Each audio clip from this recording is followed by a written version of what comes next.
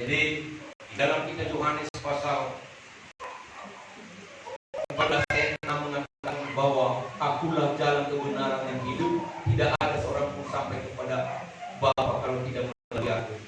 Di dalam Yohanes 8 ayat 12 mengatakan, siapa yang mengikut aku tidak akan berada dalam kegelapan, melainkan ia akan memiliki terang hidup. Jadi yang kita rindukan bukan hidup di dalam kegelapan, tetapi kita ingin memiliki terang kehidupan, sehingga kita mengerti apa yang baik, apa yang benar. Kalau tidak ada terang, kita tidak bisa membedakan. Ya, kita tidak bisa membedakan apa yang baik, apa yang tidak. Tetapi dengan memiliki terang, kita bisa bekerja. Oh ini tidak baik, kita sisihkan ke sana. Kita melakukan yang baik, yang benar. Amin, saudaraku. Ya, itulah Yesus Kristus. Akulah terang dunia, kata Tuhan Yesus. Dan terang itu ada di tengah-tengah kamu. Nah, tergantung kita ketika dia ada di tengah-tengah dunia ini, maukah kita percaya kepadanya atau tidak? Itulah hak kita sebagai manusia. Kalau kita percaya, maka terang itu turun. Maka terang itu memancar di hati kita, di pikiran kita. Sering saya katakan di tempat ini, saudara, kalau mati lampu kita di setiap rumah, maka apa yang kita cari? Tentu terang. Karena kita tidak bisa melihat apa-apapun yang mau kita kerjakan. Kita merindukan ada terang. Kita cari senter. Supaya apa? Terang. Nah, kalau hati kita yang gelap, lampu buatan tangan manusia, di sel yang diciptakan oleh manusia, generator yang diciptakan manusia, itu terbatas, saudara. Tetapi terang yang diciptakan Tuhan, matahari bisa menerangi seluruh dunia. Apalagi Tuhan Yesus. Kalau hati kita gelap, dia masuk di dalam hati kita sehingga kita menjadi terang. Hati kita menjadi terang, pikiran kita menjadi terang. Jadi itulah, saudara, sebabnya. Maka marilah ya, kita bersungguh-sungguh menjadi pengikut Tuhan. Bukan hanya ya basa-basi. Jangan hanya basa-basi. Jangan hanya coba-coba. Ya. Jangan pakai istilah mudah-mudahan Tuhan mengasihi saya. Kalau mudah-mudahan itu, saudara, tidak pasti. Kan begitu ya, saudara. Tetapi kalau kita mengikuti firman Tuhan itu pasti. Itu maka harus kita sungguh-sungguh. Kita harus pastikan hidup kita itu ada di dalam Tuhan. Maka jaminan keselamatan bagi jiwa kita itu menjadi milik kita. Kalau ada orang bertanya kepada saudara, kalau kamu mati mau kemana? Apakah kita berkata mudah-mudahan ke surga? Bukan itu yang Allah. Kalau begitu, kalau mudah-mudahan, untuk apa dia berikan kepada kita pengajaran firman Tuhan untuk kita lakukan? Cukup dia pindahkan saja kita dari kota yang satu ke kota yang lain supaya kita masuk surga. Tidak seperti itu. Tetapi dia berikan kepada kita sesuatu jalan. Ini lakukan, ini perbuat. Kalau engkau lakukan dan perbuat ini, percaya kepada Yesus, maka engkau pasti masuk surga. Jadi kalau ada orang yang bertanya ketika saudara sudah ada di dalam Yesus Kristus, saudara harus berkata, kalau mereka katakan, kamu kalau mati mau kemana? Masuk surga atau ke neraka? Ya masuk surga dong. Kenapa? Karena pasti. Karena kita sudah melakukan apa yang dia firmankan. Karena kita sudah berjalan di rel yang sudah dia bangun. Haleluya. Jangan lagi bilang mudah-mudahan. Tidak ada mudah-mudahan bagi orang Kristen. Amin. Iya. Orang Kristen itu harus selalu memastikan kalau saya mati masuk. Iya. Karena Yesus adalah jalan kebenaran dan tidak ada seorang pun yang sampai kepada Bapa kalau tidak melalui Yesus Kristus. Di bawah golongan ini tidak ada nama lain olehnya manusia diselamatkan kecuali hanya di dalam nama Yesus. Nah, pada hari ini, saudara yang kekasih, ya, saya mau mentrainingkan. Sebenarnya kalau yang sudah lama-lama sudah mengerti, tetapi saudara perlu lagi diulangi. Ya, dan terlebih yang baru bergabung perlu juga mengerti. Dasar pengajaran Kristen itu yang pertama dulu mengenai pertobatan. Ini yang mau saya sampaikan pada hari ini. Pertobatan itu penting. Mengapa penting? Karena itu adalah tiket. Ya. Bagaimanapun kita ya berkoak-koak menjadi orang yang beragama itu tidak cukup, saudara. Kalau kita tidak bertobat. bertobat. Bertobat itu penting. Itu dasarnya dulu. Menjadi orang Kristen itu dasarnya adalah bertobat. Bertobat dari apa? Dari dosa. Supaya kita memiliki sesuatu kartis, mendapatkan anugerah Allah. Kalau bisa katakan anugerah itu saudara yang kasih, itulah yang ada di dalam kerajaan Allah. Kita baca dulu di dalam Matius pasal 3 ayat 2. Matius pasal 3 ayat 2. Bertobatlah sebab kerajaan sorga sudah dekat. Bertobatlah sebab kerajaan sorga sudah dekat. Kerajaan sorga itu apa? Di dalam kerajaan sorga itu saudaraku yang kasih ada anugerah. Keselamatan untuk jiwa kita. Harapan untuk masa depan kita. Terang untuk jalan yang akan kita lalui dalam menjalani hidup ini. Itulah anugerah. Anugerah saudara yang kasih adalah sesuatu kemurahan, kasih yang daripada Tuhan. Pernah saya berikan contoh di tempat ini kepada jiwa-jiwa, kepada semua umat Tuhan. Ya, kalau yang namanya anugerah itu beda daripada ya peraturan, sama seperti orang yang bekerja. Ada orang yang bekerja di sebuah perusahaan atau di satu tempat pekerjaan. Bekerja mulai jam 8 pagi dan pulang jam 5 sore. Dia mendapat gaji 80.000 atau 100.000. Lalu tiba-tiba ada orang yang pengangguran dan bertemu dengan seorang majikan dan berkata kepadanya, "Ngapain engkau duduk-duduk saja? Aku tidak punya pekerjaan, Tuan." Dia katakan, "Mau engkau bekerja?" "Mau, Tuan. Saya sangat bersyukur kalau Tuhan berikan saya pekerjaan." "Baiklah." Waktu itu saudaraku sudah jam 11. Berarti nanti dia masuk tengah hari atau jam 1 baru mulai kerja. Singkat cerita dia masuk bekerja, bergabung dengan orang yang sudah duluan bekerja. Sorenya singkat cerita juga saya katakan mereka mendapat upah. Sama-sama mendapat upah 80.000 atau 100.000 sesuai dengan ya aturan pengupahan. Nah, mau saya tanya kepada saudara, ini yang mana di saya sini yang dikatakan anugerah? Yang menerima anugerah, yang masuk tengah hari. Kan tidak ada hak kita untuk mengomentari majikan kan. Kenapa engkau gaji dia? Dia masuk pun jam 11. Dia masuk jam 11, mulai bekerja jam 1. Sedangkan kami mulai dari pagi hari. Majikan berkata, "Itu kan hakku. Karena aku sangat prihatin dan simpati kepadanya. Saya mau memberikan kepada dia upah. Ya, yang seperti upah kalian. Itu hakku." Itulah yang disebut kasih karunia, anugerah. Nah, di dalam Yesus Kristus kita memiliki anugerah. Amin. Dulu di zaman Taurat saudara, semua serba peraturan. Ada hukum yang ke-10. 1, jangan lakukan ini, jangan lakukan itu, jangan membenci sesamamu. Tetapi setiap orang penuh dengan kebencian, walaupun dia ada di dalam rumah ibadah. Kan begitu ya? Tidak ada yang sanggup.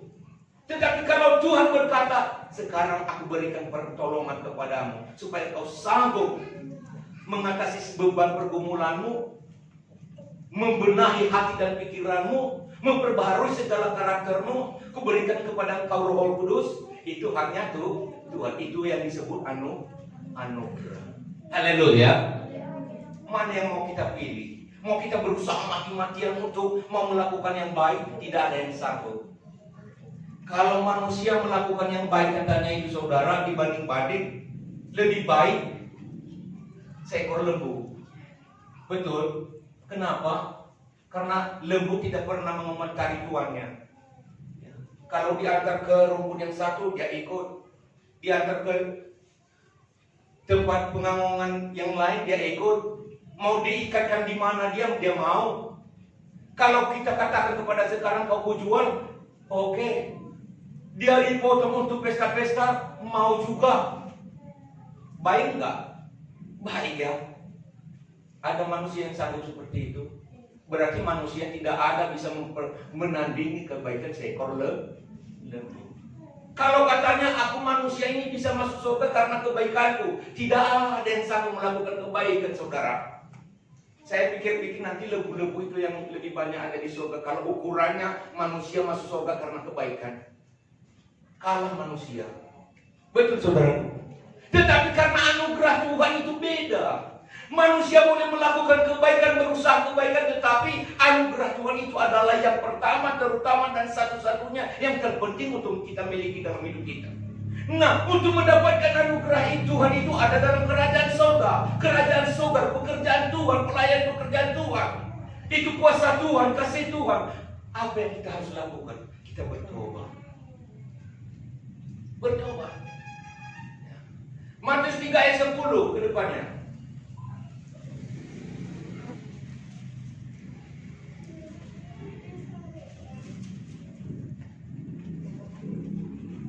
Ayat 10.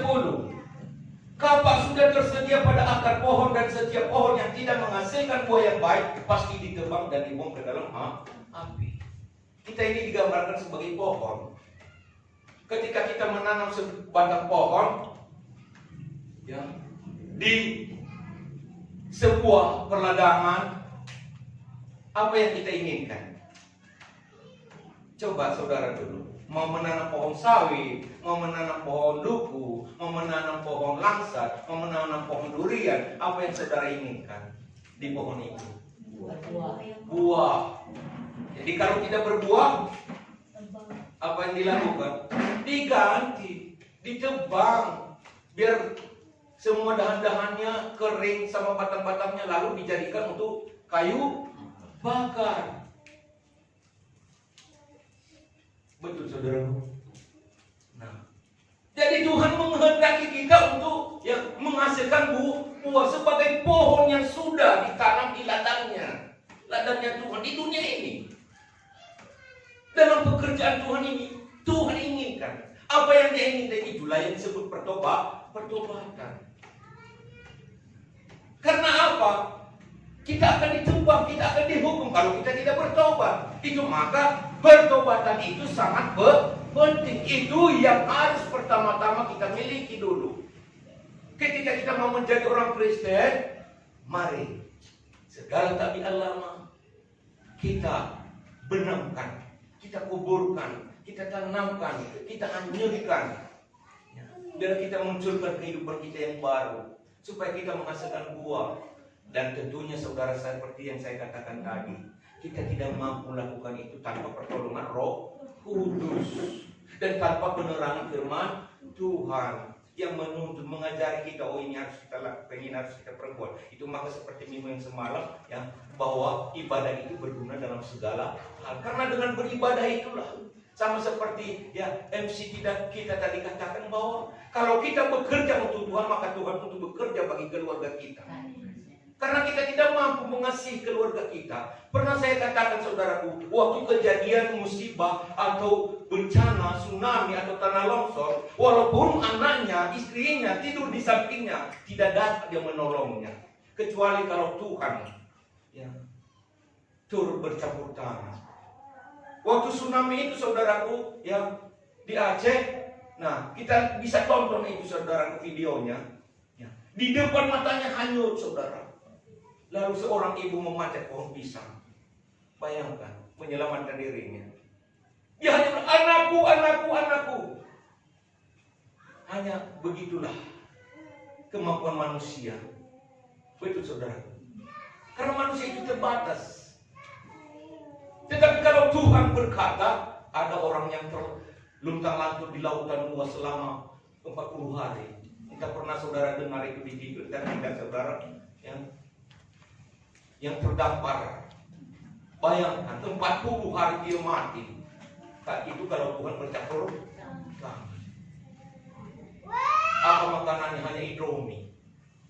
Minumannya hanya air laut. Dan itu pun sudah terbatas, saudara. Ya. Coba bayangkan, dia sudah lemas. Waktu terjadi gempa di Nias, baru bisa diangkat saudaraku dari reruntuhan bangunan yang 4 tingkat itu saudaraku, karena tidak ada ya alat berat yang bisa mengangkat, karena memang bangunan cor, dan dirakit besi-besinya juga ya cukup kuat. Lalu saudaraku yang kasih, ketika ya pakai alat manual tidak bisa. Nah, coba bayangkan 14 hari anak-anak. Masih ingat itu saudara? Ditayangkan di TV. Ingatan saya kuat. Haleluya. Ya. Kenapa? Itu bukan karena kekuatan manusia, tetapi karena campur tangan Tuhan. Itulah sebabnya saudara, utamakanlah Tuhan. Utamakan Tuhan dalam hidup ini. Ya. Jangan mengandalkan pikiran sendiri. Jangan mengandalkan kemampuan sendiri. Boleh kita sehat, amin, syukuri kepada Tuhan. Tetapi tetap campur tangan Tuhan yang paling kita perlukan. Ya.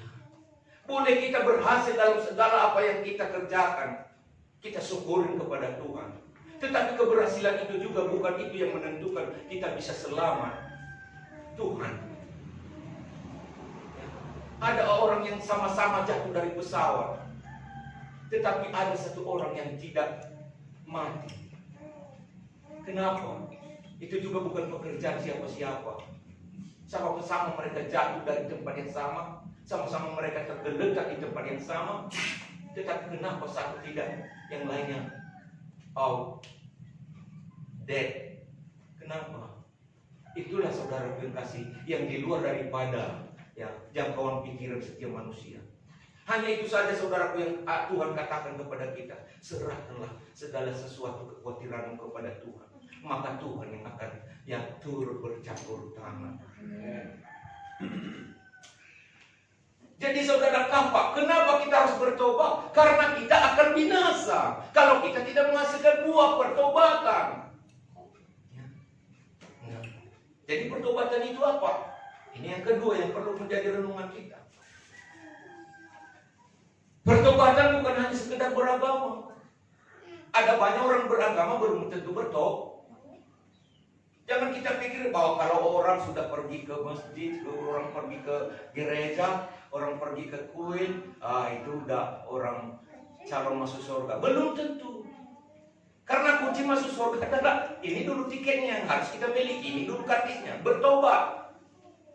Bukan kartis yang dicetak ya. Untuk menonton sepak bola, bukan itu. Atau langsung nonton di bioskop, bukan itu. Tetapi ini tiketnya yang perlu kita miliki. Bertobat dulu. Bertobat itu juga saudaraku yang kasih, bukan hanya sekedar berhenti merokok. Oh, karena saya sudah ke gereja, ya kalau gereja gap ini tidak diizinkan merokok, tidak diizinkan minum-minuman keras. Banyak orang yang tidak ke gereja sanggup melakukan itu. Karena diperingati dokter, kalau engkau mau hidup, jangan lagi merokok karena engkau mengidap kanker. Berhentilah merokok. Ada orang yang berhenti merokok karena takut. Kondisi kesehatannya merosot. Betul saudara? Itu bukan orang bertobat. Orang yang bertobat itu saudaraku bukan karena aturan-aturan seperti itu. Ada orang juga saudaraku yang bertobat. Dia selalu mengadakan ayat-ayat. Bukan hanya dihafal atau dipampang di pintu rumah. Supaya setan mana bisa baca. Iblis mana? Kan inilah saudara kasih satu kesalahan. Jadi apa pertobatan itu? Bukan hanya sekedar ke gereja. Kita tidak tahu bagaimana cara Tuhan memanggil mereka satu persatu. Ada yang mengidap kanker, ada yang mengidap penyakit itu saudara yang bisa berdarah itu, dagingnya, rambutnya bisa kanker juga, kanker ganas. Luar biasa saudara. Lalu akhirnya saudara yang kasih, mereka semua menjadi pengikut Tuhan Yesus. Jadi bertobat. Apa pertobatan itu saudara yang kasih? Kita harus berbalik 180 derajat. Dari hidup lama menjadi hidup yang baru. Inilah yang Rasul Paulus katakan. Galatia pasal 2 ayat 20.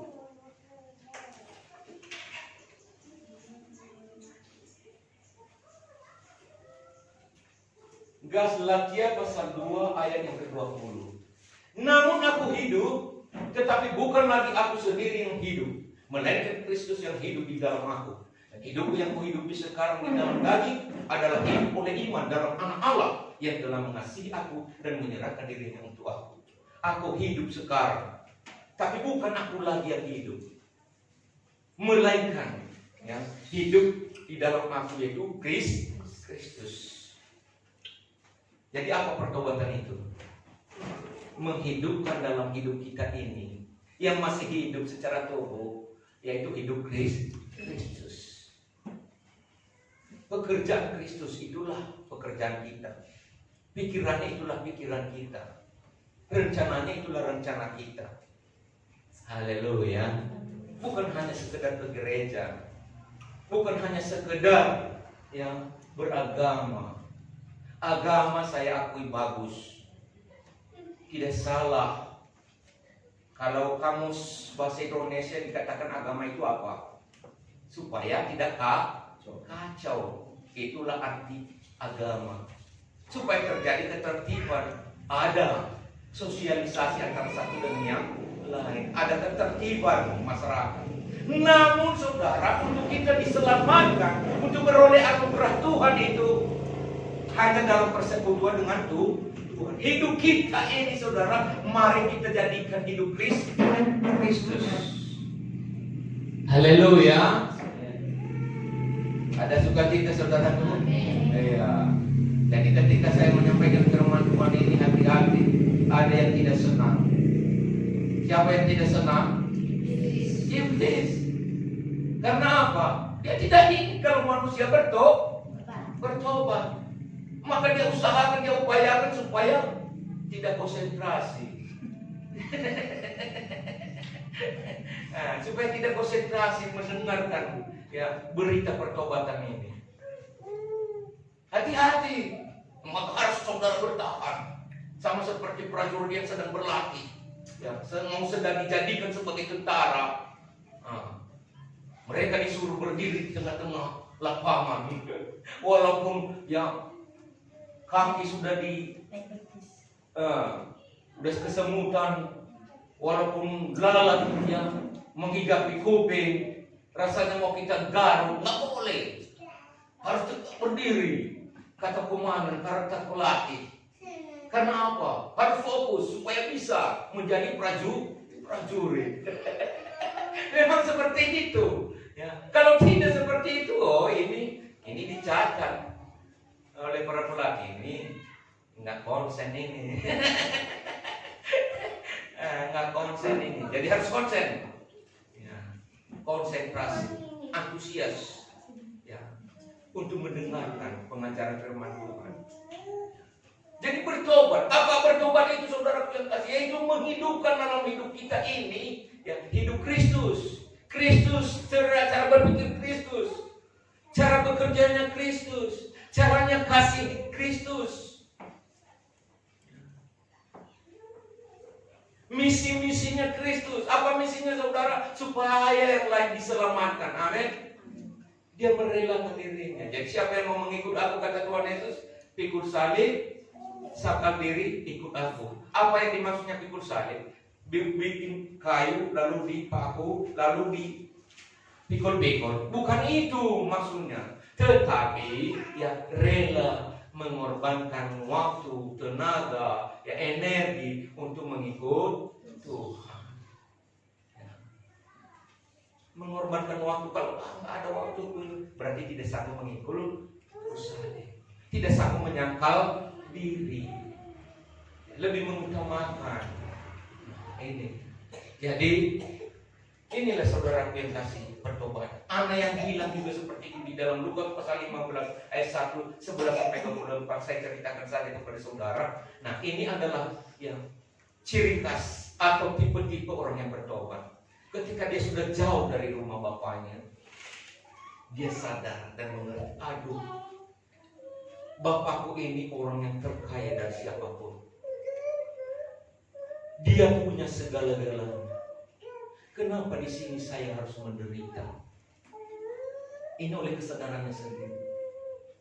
Kenapa saya harus menderita dan mengalami sesuatu pergumulan oleh karena tekanan beban pikiran saya? Bukankah lebih baik saya harus kembali kepada Bapa dan mengatakan, ampuni saya Bapa, saya sudah bersalah. Lalu dia mengambil tindakan, saudaraku. Dan dia kembali. Dan setelah ayahnya melihat dia datang dari jauh, karena ayahnya juga selalu memikir-mikir dan mengingat-ingat, anakku ini entah di mana.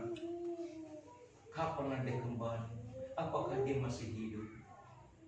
Saudara, tiba-tiba dia lihat ketika dia duduk-duduk di teras rumahnya dan melihat ada seorang yang berjalan dengan pakaian compang-camping, dan tidak ada lagi alas kaki di kakinya. Padahal waktu pertama dia berangkat dari rumah, dia keren, dengan pakai sepatu, pakai cincin, bahkan juga pakaiannya, jubahnya yang ada.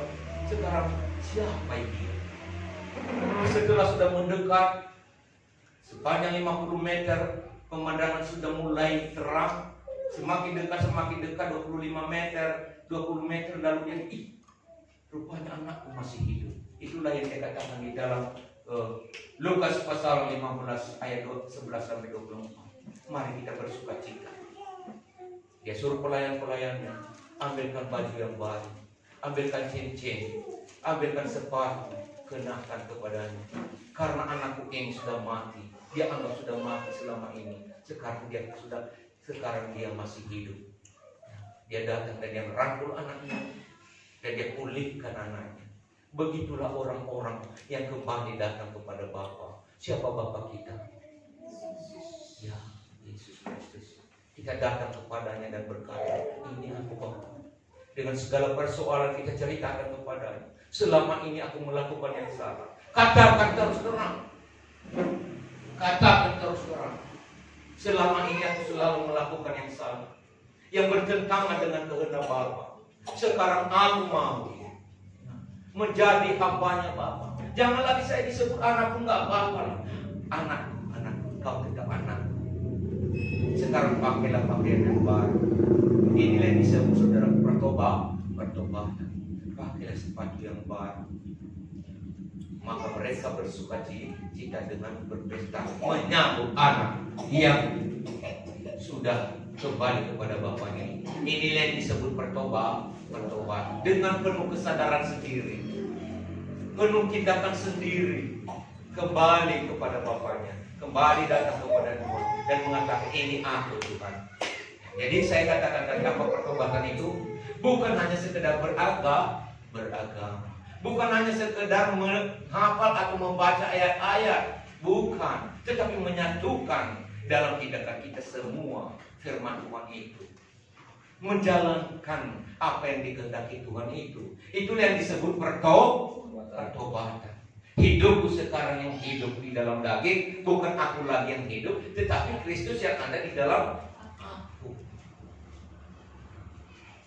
Mulai Leo nampak mukanya sudah mulai cerah, caranya berpakaian, walaupun hanya pakaian sederhana, tetapi sopan. Caranya mempunyai rambut, tidak ikut-ikutan lagi dengan dunia. Nah, kita baca di dalam Roma 12 ayat 2, saudara. Dia berbeda cara berpikirannya. Roma 12 ayat 2. Ini sebagai ayat penutup bagi kita dari hal pertobatan ini. Apa yang dikatakan di sini? Janganlah kamu menjadi serupa dengan dunia ini, tetapi berubahlah oleh pembaharuan budimu, sehingga kamu dapat membedakan manakah kehendak Allah, apa yang baik, yang berkenan kepada Allah, dan yang sempurna. Jadi sekarang dia sudah memiliki hidup yang baru. Dia bisa membedakan ini tidak baik, ini baik. Dia tidak seperti orang dunia lagi ikut-ikutan. Walaupun dia tinggal di lingkungan yang semerawut misalnya, yang hidup sembrono misalnya, yang maunya hidup saja misalnya, tanpa memikirkan apa yang merupakan gangguan bagi orang lain. Anak-anak Tuhan itu mengerti, membedakan. Dia memiliki suatu pemikiran yang beda. Dia memiliki suatu pemikiran yang positif. Tidak memikirkan pemikiran yang negatif.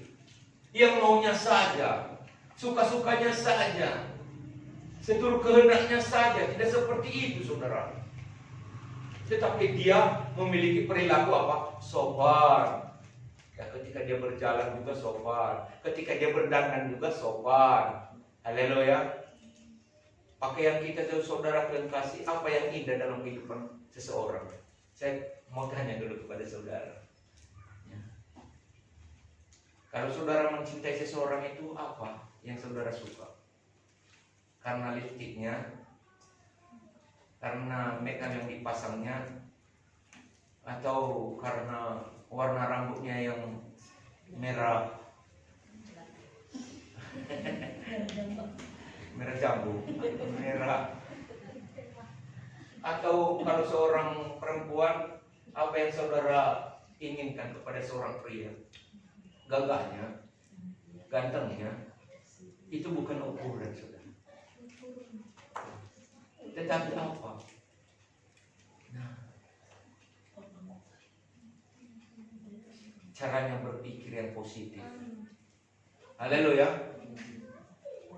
Dia penuh tanggung jawab. Dia mengerti apa yang bisa membuat keluarganya itu bangkit dan bangun. Ketika dia melihat ada istrinya sedang merasa berjut sedikit, ya, karena ada sesuatu kecapean, dia pandai humor, ya. Tapi tidak terlalu humor, ya, humor sedang-sedang lah.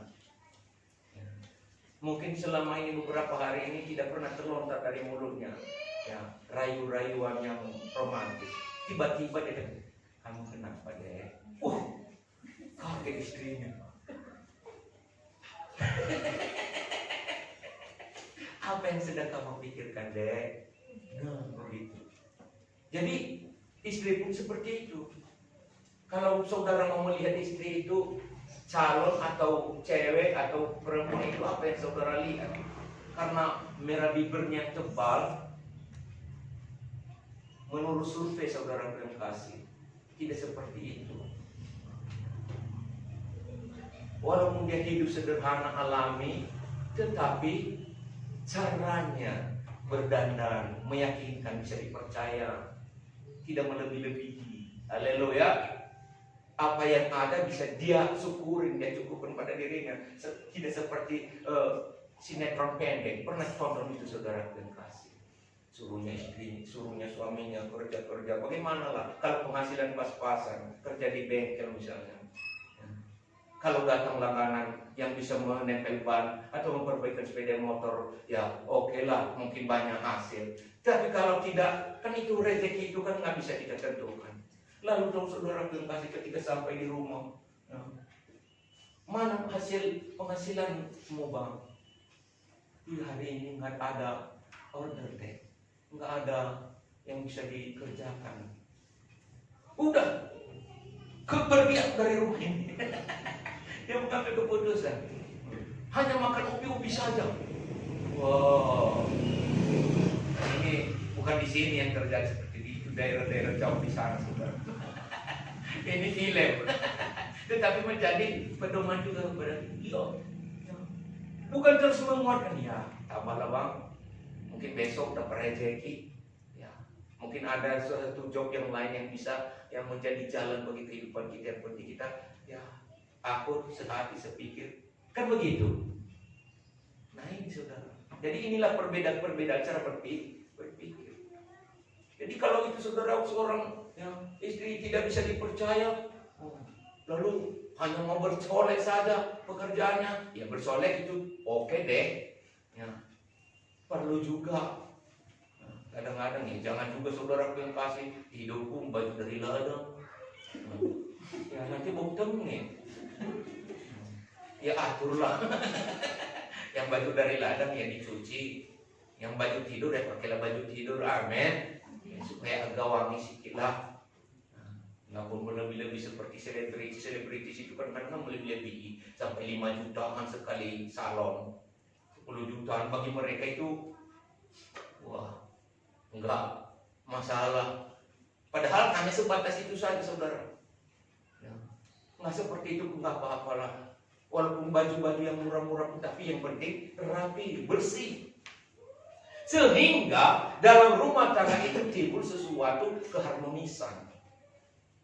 Bukan karena yang lain-lainnya, amin. Kalau yang lain-lainnya yang kita cari, saudaraku, itu runtuh satu waktu. Nah begitu. Jadi lihatlah, istri ini yang juga mau mengayomi, menghormati, tunduk kepada suami. Walaupun suaminya dalam keadaan yang sederhana, tetapi dia tunduk. Pulang dari kerja, saudara, bukan disambut dengan bentak-bentak. Ada teh putih deh, sebelum muas nih, kalau bahasa Karona, musuhnya. Iya, buat nih. Yang latih, senang lengan dungai, lengan gol, yang main game atau main febo. Nah, bukan itu. Waktu datang suami, dia peduli dan dia mengerti. Suami ini sedang capek, latih dia. Ya. Jadi benang kursi nakul macam lah ya, kayak kerja ambillah teh kopi, itu apa salahnya ya, taruh di gelas atau taruh di cangkir ya, letakkan minum ya. Bukan harus disulangi ya, letakkan gimana ini ya begitu. Itu namanya menghormati. Bicaralah pelan-pelan, jangan main keras-keras. Karena itu nanti saudara menimbulkan suatu ya, gejolak. Nah, mungkin tadi karena pengaruh capek ya, bisa salah tafsir, salah sangka. Nah, padahal dia tadi mengatakan ini ambil roti ya, karena keras, ambil sekin dia. Untuk apa sekin? Atau ambil cangkul. Aku beda ngemulir dari suruh dengan nyangkul. Nah, karena dia tadi capek, jadi harus pelan-pelan mengerti. Amin. Haleluya. Begitu juga sebaliknya, suami juga seperti harus mengerti. Jangan semua kena. Baik saudaraku yang kekasih di dalam Tuhan, inilah yang saya maksud ya, berpikiran yang berbeda dari orang-orang dunia. Ada suami-suami yang pulang dari kerja, udah pulang kerja, ya, padahal tadi bukan pekerjaan yang begitu berat, udah mandi, pergi ke warung sampai jam 11, 12 belum pulang, bahkan ada yang sampai semalam-malam. Kita tidak tahu apa. Jadi ini komunikasi, sehingga komunikasi tidak terjadi, tidak tercipta. Ya. Entah apa yang dikerjakan suami, entah apa yang dikerjakan istri. Nggak ada komunikasi untuk memecahkan semua masalah. Tetapi anak-anak Tuhan itu berbeda. Ya, janganlah kamu menjadi serupa dengan dunia ini. Tidak serupa lagi dengan dunia ini. Dia memiliki sesuatu komunikasi yang baik. Ya, saling bertukar pikiran. Begini, mau kita buka ladang seluas ini, mau kita buka usaha seperti ini. Bagaimana kira-kira? Apa yang harus kita lakukan? Dari mana kita mulai? Nah, itu bagus. Kita mau beternak, peternakan kita seperti ini. Kira kita bisa kira-kira kita ya kerjakan. Nah, ada solusinya. Kalau bukan kita berdua, siapa lagi? Kalau udah masuk pihak ketiga, udah banyak suara, apalagi pihak keempat, pihak kelima. Mulailah dari pihak kedua orang sepasang, karena sepasang itu adalah satu tubuh. Nah, pernah tonton film media saudara, yang istrinya menjual suaminya. Nah, menjual suaminya gara-gara materi. Untuk apa dijual suaminya? Untuk kerja kontrak ke luar negeri. Lalu dibayarlah suaminya saudara untuk dikontrakan sampai berapa tahun. Dan setiap ya, gaji suaminya itu saudara itu sudah dipotong ya, dan dia tidak boleh pulang sebelum itu sebelum terbayar. Nah, sementara uang tadi itu saudara sudah disetor kepada istri. Istri itu bisa kebahagiaan? Pernah tonton film itu? Walaupun film, tetapi kadang-kadang menjadi apa sama kebahagiaan itu susah senang hidup berdua. Amin.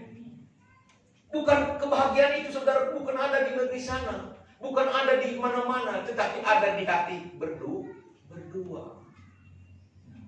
Berat sama di junjung, ringan sama di jenjing. Ngerti maksudnya saudara? Itu sama-sama menanggung antara suami dan istri, sama-sama menanggung rasa, menanggung derita, menanggung senang. Jadi begitu saudara. Jadi inilah dasar pengajaran Kristen yang pertama pada hari ini. Ikuti terus. Ini tentang bertobat. Inilah tiket masuk kita dalam kerajaan Allah supaya kita menerima anugerahnya Tuhan. Bertobat itu saudaraku, yaitu menjadikan hidup kita hidup Kristus. Bukan agama, bukan masuk gereja, bukan karena apa, bukan itu yang pertama. Kalau kita tidak bertobat, wah, rumah sudah tersedia, kapak sudah tersedia untuk menebak pohon dan jadikan kayu bakar. Tetapi saudara, ya, ini dulu pertama, bertobat, menjadikan hidup kita hidup dalam Kristus. Akui Dia, Tuhan, Engkau Tuhanku, Yesus, Engkau Tuhanku. Aku mengikut Engkau. Aku mau diselamatkan. Aku mau dipulihkan dalam nama Tuhan Yesus. Haleluya. Mari kita angkat pujian kita, saudara. Pujian yang terakhir tadi. Ku takkan menyerah.